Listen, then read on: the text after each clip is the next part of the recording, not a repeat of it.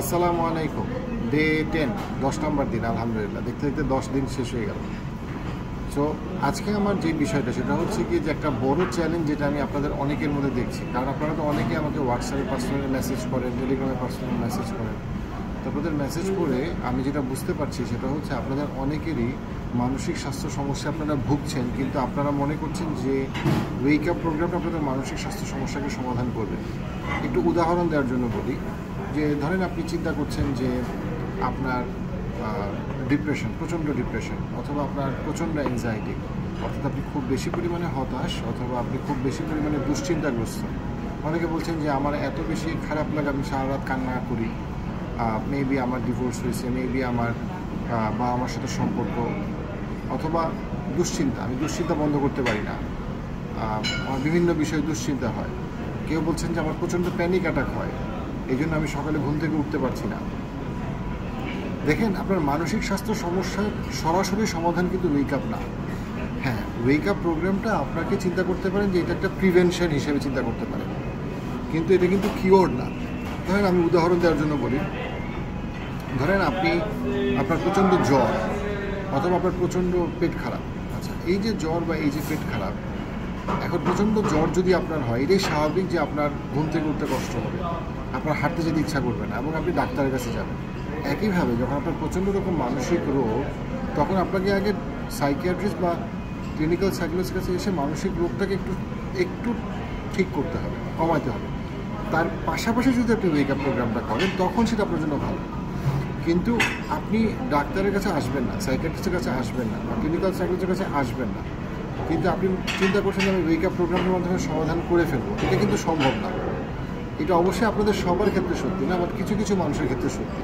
তো সেই জায়গায় আমি আপনাদেরকে স্ট্রংলি এনকারেজ করবো যে আপনারা যারা একদমই চেষ্টা করতেছেন কিন্তু পারতেছেন না, এবং না পারার পিছনে মূল কারণ হচ্ছে আপনার হয়তো সূচিবায়ী আছে, আপনি বারবার হাত ধুচ্ছেন, অথবা আপনার বারবার খারাপ চিন্তা আসতেছে, প্রচণ্ড দুশ্চিন্তা হচ্ছে, অথবা আপনি প্রচণ্ড হতাশাগ্রস্ত, প্লিজ আগে সাইকিয়াট্রিস্ট এবং সাইকোলজিস্ট ভিজিট করেন।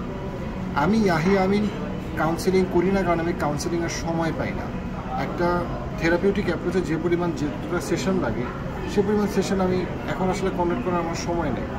আমি শুধুমাত্র 1 ঘন্টার মেন্টরিং সেশন করি, সেটা হচ্ছে কি মূলত business mentoring session, personal professional development related. But আমি এই মুহূর্তে সরাসরি মানসিক রোগ নিয়ে কাজ করছি না, কারণ মানসিক রোগ নিয়ে কাজ করার জন্য যে সাপ্তাহিকভাবে বসতে হয়, সেই জিনিসটা আমার পক্ষে সাপ্তাহিকভাবে বসার মতো সময় বের করা হয় না। মানসিক রোগের বাইরে যদি মানুষের life, business, professional development related mentoring হয়, সেটা আমি করছি, কারণ সেটা এক সেশনে অনেকটাই সাপোর্ট দেওয়া সম্ভব, বা 1-2 সেশনে, যেখানে ওষুধের কোনো কারবার নাই, যেখানে কোনো কিছু নাই। তো সেই জায়গাটা আমি বেসিক্যালি করছি। কিন্তু আপনাদের মধ্যে যদি কনফিউশন থাকে যে আমরা কি এখন কাকে দেখাবো, সাইকিয়াট্রিস্ট দেখাবো না ক্লিনিক্যাল সাইকোলজিস্ট দেখাবো, লাইফ স্প্রিংয়ে এখন টোটাল 42 জন প্রফেশনাল কাজ করেন, কাকে দেখাবো, সেই ক্ষেত্রে যে বিষয়টা আমি আপনাদেরকে এনকারেজ করবো সেটা হচ্ছে গিয়ে যে আমি গত 1 মাস ধরে 5 মিনিটের ফ্রি সেশন অফার করতেছি, যেইখানে আপনার সাথে আমি ফোনে বা হোয়াটসঅ্যাপে যোগাযোগ করি, ভিডিও বা অডিও কলে, এবং আপনার সমস্যাটার 1 বা 2 লাইন শুনে আমি আপনাকে আমাদের অ্যাপ্রোপ্রিয়েট যে সাইকিয়াট্রিস্ট বা সাইকোলজিস্ট, তার কাছে আমি আপনাকে হুক করে দিই। কারণ অনেকেই বুঝে না চাইল্ড সাইকিয়াট্রিস্ট, অ্যাডাল্ট সাইকিয়াট্রিস্টের মধ্যে কার রিভিউ কেমন, clinical psychologist, counselling psychologist, organisational psychologist, school psychologist, আমি কার কাছে যাব, আমার বয়স অনুযায়ী, আমার সমস্যা অনুযায়ী, সেই পার্টটা আমি ফ্রি করতেছি। এবং আমি দেখতেছি যে আগে যেমন যেটা হইতো, অনেক মানুষ সাইকিয়াট্রিস্টের কাছে যেত কিন্তু তার ক্লিনিক্যাল সাইকোলজিস্টের কাছে যাওয়া উচিত, অনেক মানুষ কাউন্সিলিং সাইকোলজিস্টে যেত কারণ তার আসলে সাইকিয়াট্রিস্টের কাছে যাওয়া উচিত। এই প্রবলেমটা সমাধান করার জন্য আপনি আমার সাথে ফ্রি একটা সেশন 1-on-1 করতে পারেন।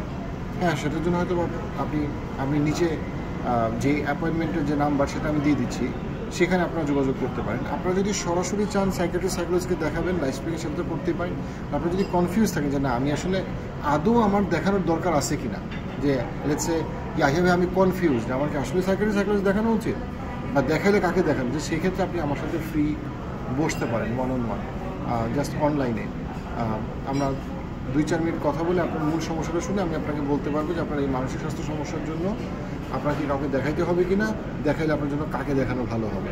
আমি মানসিক স্বাস্থ্য সমস্যা নিয়ে সরাসরি কাজ করছি না, সময়ের অভাব, প্রচণ্ড রকম সময়। আমার মানে দেখা যাচ্ছে যে সাপ্তাহিক পরপর 6 সপ্তাহ একজনের সাথে 1 ঘন্টা করে বসতে হয়, এটা আমার পক্ষে আসলে আনফর্চুনেটলি আমি বসতে পারি না।